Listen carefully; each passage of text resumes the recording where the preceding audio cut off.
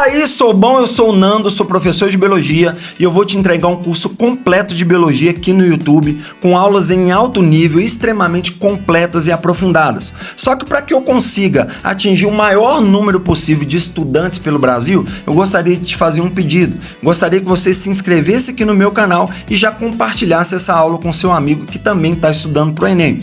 Então bora lá, sem mais delongas, roda a vinheta e bora para a aula.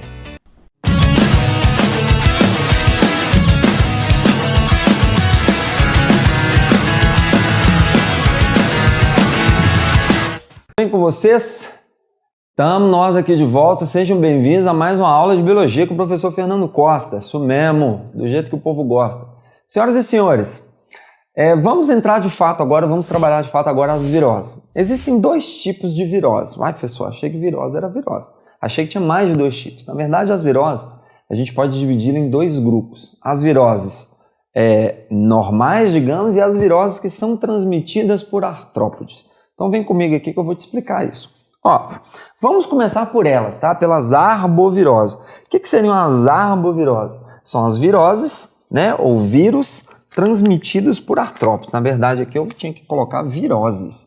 Peraí, deixa eu consertar isso aqui. Uma arbovirose, na verdade, ela é uma virose transmitida, viroses transmitidas por artrópodes. Então, o que é um artrópode, né? Um artrópode, a gente tem, dentro do filo artrópode, a gente tem as classes, né? Insetos, aracnídeos e crustáceos, certo? Geralmente, quando a gente fala em artrópode, a gente está falando dos insetos, né? Qualquer mosquito, qualquer besouro entra aí como artrópode, tá? São aqueles indivíduos invertebrados que a gente vai estudá-los também no decorrer do curso. Então, quando você tem um vírus que é transmitido por um artrópode, por um mosquito, na maioria das vezes, você tem uma arbovirose. Então, são viroses, meu Deus, viroses transmitidas por artrópodes. Escrevi virose com Z, viroses transmitidas por artrópodes. O maior veiculador de viroses que a gente tem é o nosso querido Aedes aegypti. Lembrando que do latim, sempre que você tem um AE, você não pronuncia o A, você não pronuncia apenas o E. Então, é o Aedes aegypti. Eu costumo dizer que o Aedes aegypti ele é um empreendedor. Por que ele é um empreendedor? É um camarada que subiu na vida, cresceu na vida. Começou com um produto só, que era a febre amarela. Hoje ele já tem 4 produtos no mercado e está chegando um quinto aí que eu vou comentar com vocês mais para frente, que é o que eles chamam de febre de Mayaro. Só que ainda não tem tantos estudos, tantas informações sobre ela, então a gente vai deixar mais para frente. Então, por enquanto, por hora, nós vamos estudar as 4 doenças que são veiculadas, porque ele funciona como um vetor. Ele é o vetor, ele é o transmissor, o vetor dessas 4 doenças aqui, que é a febre amarela, a dengue, a chikungunya e a febre zika. Então, tem a febre amarela, dengue, chikungunya e febre zika. Tranquilo? Esse camaradinha, esse mosquitinho, então por que eu falo que ele é um empreendedor? Porque ele começou só com a febre amarela. Hoje ele já tem 4 produtos no mercado. Então um camarada que... Pense num camarada que cresceu na vida. Pense num camarada que empreendeu e hoje está em tudo quanto é lugar. É eu próprio. Aedes aegypti. Então hoje ele transmite essas 4 doenças diferentes aí. Essas 4 enfermidades que inclusive causam óbito de muita gente aí todos os anos. Certo? É um indivíduo do filo artrópoda, um artrópode, como eu falei, da classe Insecta, ordem Diptera, é um díptero, da família Culicidae. Então é o que a gente chama de culicídio, né? Gênero Aedes, espécie Aedes aegypti. Certo? Antes da gente começar a estudar as doenças, febre amarela, dengue, a chikungunya e a zika, vamos ver quais que são as medidas de combate ao vetor, as medidas profiláticas que a gente pode adotar para isso aqui, para combater o Aedes aegypti. Então, ó, combate ao vetor, como que a gente faz? Aqui, claro que eu não coloquei todas, mas as principais estão aqui, as principais medidas profiláticas, tá? De combate ao vetor, que é o Aedes aegypti. Quando a gente estudar isso aqui, vocês vão ver que isso serve também para qualquer doença veiculada por mosquito, porque o combate a um vetor que é um mosquito serve para outro mosquito, é a mesma coisa. Esdecene é a mesma coisa. Que é isso em bilíngue, é a mesma coisa. Tranquilo? Então, ó, eliminação de criadouros. Essa é a principal medida profilática que a gente tem.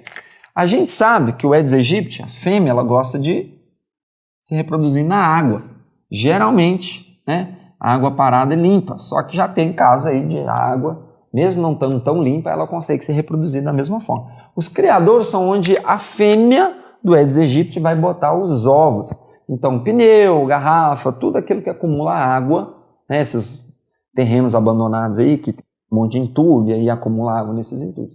Então, eliminar os focos, é o que chama, que a gente vê as campanhas direto na televisão. Gente, vamos eliminar os focos da dengue. Os focos da dengue são justamente esses locais onde que acumula água, que a fêmea pode botar os seus ovos. E esse bichinho, ele vive muito pouco. Ele vive em média aí 30 e poucos dias.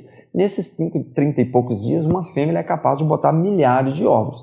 Por isso que é tão difícil você eliminar 100% um mosquito da fauna, né? Eliminar ele 100%. Da entomofauna, que é a fauna de insetos, que a gente tem a fauna de insetos de um modo geral, de forma mais geral que a gente tem.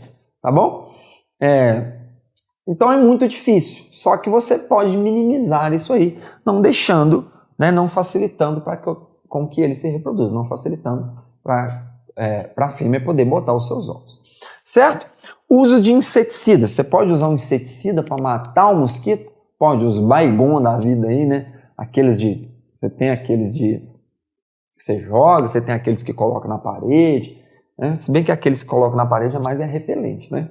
Mas você tem os inseticidas, são essas substâncias que matam esse bicho. O uso de inseticidas é uma medida de combate, é uma medida profilática? Sim, você está combatendo, você está matando o diabo do mosquito. Beleza? Repelentes. O uso de repelentes é importante? O uso de repelentes é uma forma de combate? Sim. Não necessariamente o repelente vai matá-lo, mas não vai deixar com que ele te pique, né? Ele não vai deixar que ele chegue perto de você e te dê uma picada. E aí, não deixando que ele te pique, ele não vai conseguir transmitir o vírus para você. Então, acaba sendo uma medida profilática, sim. Certo? Telas e mosquiteiros. Bom, eu sou de um lugar do norte de Minas. Que é muito quente. No verão faz calor demais. Misericórdia. Né? Então parece que o sol está aqui e a minha cidade está tipo assim, no quarteirão de trás. Porque, pelo amor de Jeová, é calor demais e com muito mosquito, que a gente chama carinhosamente, acho que o povo do Nordeste também, porque, né, ali onde que eu moro, onde eu sou, ali no norte de Minas, é quase Nordeste, a gente chama de muriçoca, né, que é mosquito de um modo geral. O que acontece? Lá é muito comum. Telas nem tanto. Telas é o quê? Você vai pegar uma tela, que é o material que você vai colocar na janela, que não vai deixar a entrada do mosquito na sua casa, principalmente na porção crepuscular do dia, que é o entardecer, né, final da tarde e início da noite.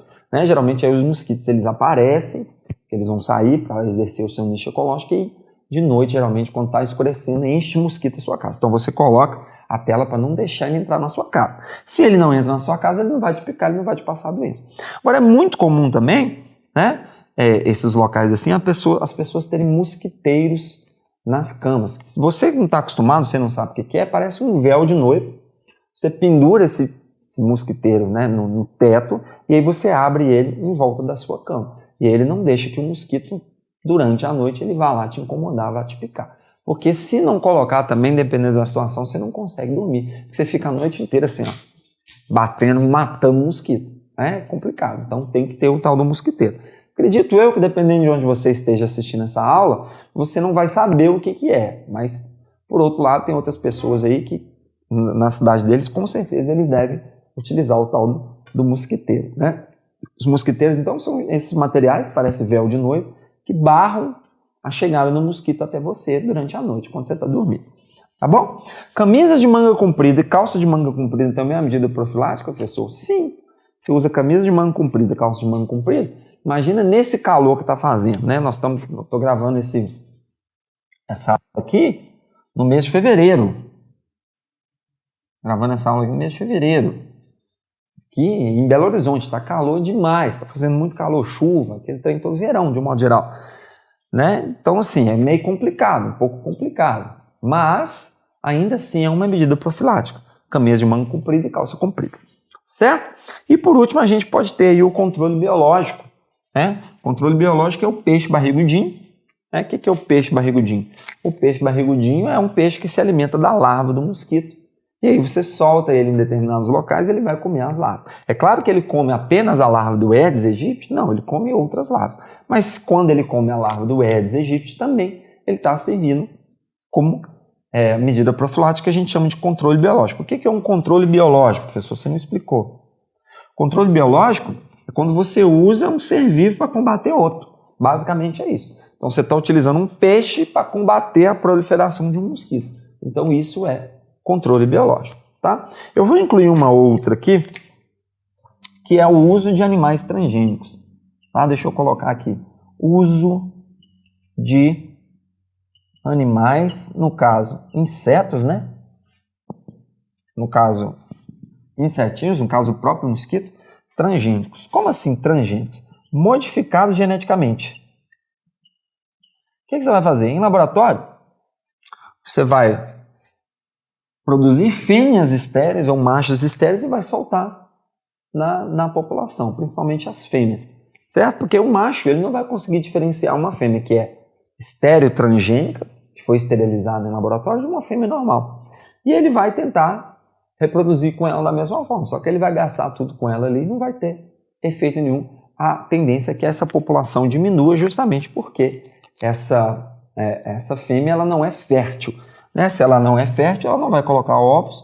E aí, se ela não coloca ovos, uma vez que ela não coloca ovos, não vai aumentar o número de indivíduos daquela população. Diminuindo o número de indivíduos daquela população, você vai estar combatendo esse vetor da mesma forma. Lembrando que é extremamente difícil você eliminar 100% de qualquer mosquito, porque a gente vai falar um pouco disso melhor em ecologia. Existem dois tipos de estratégias de sobrevivência.